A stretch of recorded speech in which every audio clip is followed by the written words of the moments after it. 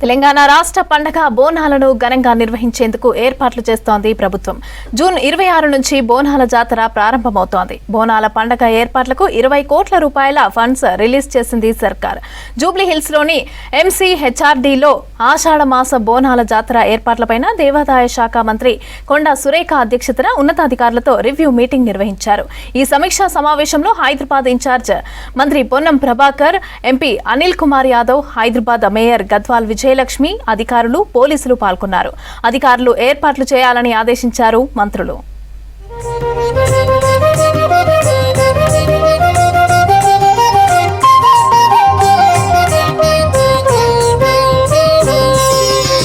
బోనాల జాతర పోస్టర్ పుస్తకం విడుదల చేశారు మంత్రి కొండా సురేఖ, పొన్నం ప్రభాకర్. బోనాల జాతరను విజయవంతం చేయడానికి తీసుకోవాల్సిన చర్యలు, శాంతి భద్రతలపై సమీక్షా సమావేశంలో చర్చించారు.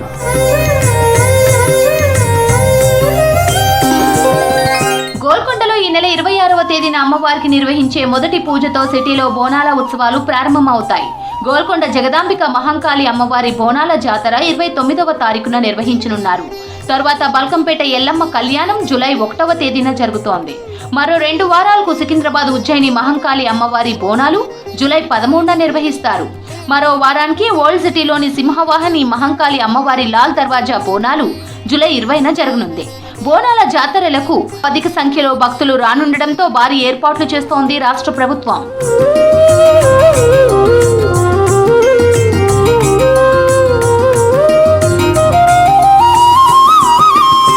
బోనాల ఉత్సవాలకు ఎలాంటి ఆటంకం రాకుండా ఘనంగా జరుపుకుంటామని తెలిపారు దేవాదాయ శాఖ మంత్రి కొండా సురేఖ.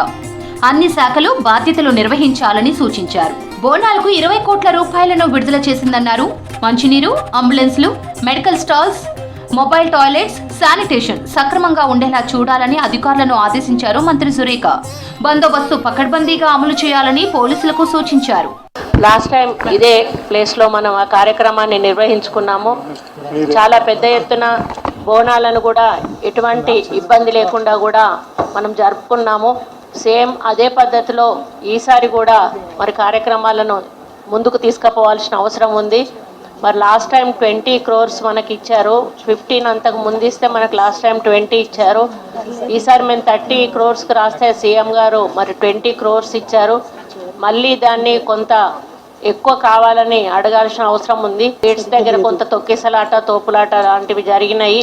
అలా జరగకుండా కొంచెం ముందట ఎక్కువగా స్పేస్ పెట్టుకొని మరి గతంలో జరిగినట్టు జరగకుండా చూసుకోవాల్సిన అవసరం కూడా ఉంది. అదేవిధంగా మరి ఎవరైతే జోగినీలు ఉన్నారో వాళ్లకు ఒక ప్రత్యేక వే అనేది ఏర్పాటు చేయాలనేది వాళ్ళ యొక్క డిమాండ్ ఉండే. మనం లాస్ట్ టైం చేసినా కూడా ఏదో ఒకరితోటి కొంత డిస్టర్బెన్స్ జరిగింది. అది కూడా జరగకుండా ఈసారి సాఫీగా ఈ యొక్క బోనాలు ముందుకు తీసుకుపోవాల్సిన బాధ్యత మన అందరి మీద కూడా ఉంది. తెలంగాణ సంస్కృతి సాంప్రదాయానికి నిదర్శనం బోనాల పండుగ అన్నారు మంత్రి పొన్నం ప్రభాకర్. గోల్కొండ బోనాలతో ప్రారంభమై నెల రోజుల పాటు ఆషాఢ బోనాలు జరుగుతాయని తెలిపారు. అన్ని శాఖల సమన్వయంతో బోనాల పండుగ జరుగుతుందన్నారు. 28 ఆలయాలకు పట్టు వస్త్రాలు అందజేస్తామన్నారు.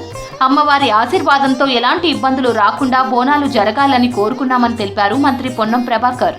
గోల్కొండ బోనాలతోటి తొలి బోనంతో ప్రారంభమయ్యే ఈ కార్యక్రమం మనకు ప్రధానమైనటువంటి 4 వారాలల్లా ఉజ్జయిని మహంకాళి అమ్మవారు, లాల్ దర్వాజా, బల్కంపేట్, దాని తర్వాత రంగం సంబంధించి అన్ని కార్యక్రమాలు మీకు తెలుసు.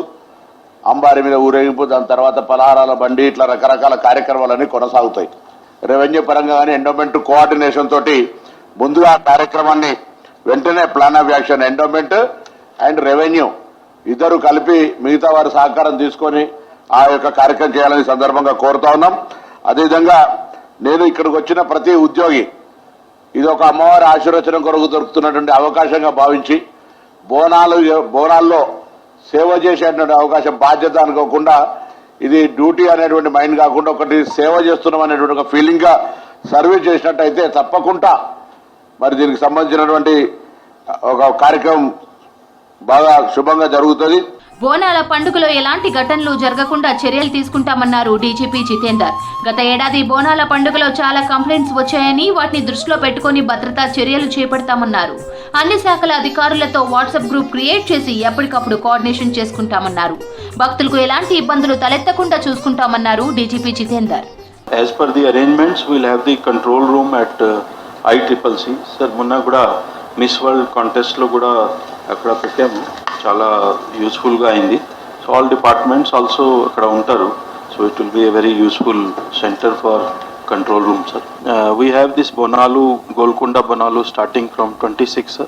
Tarvata Ujjaini Mahakali, Lal Darwaja, Akkanna Madanna, Tarvata Balkampet.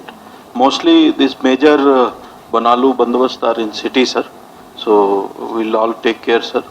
Any additional requirement is there, we'll take care from other units, sir. Mostly Hyderabad. Other Bonalus will be there, other places also, Hyderabad, Rachakonda. But they are not the major ones, sir. Major ones are in Hyderabad only, sir. We'll make all security arrangements, sir. Tarvata traffic arrangements also.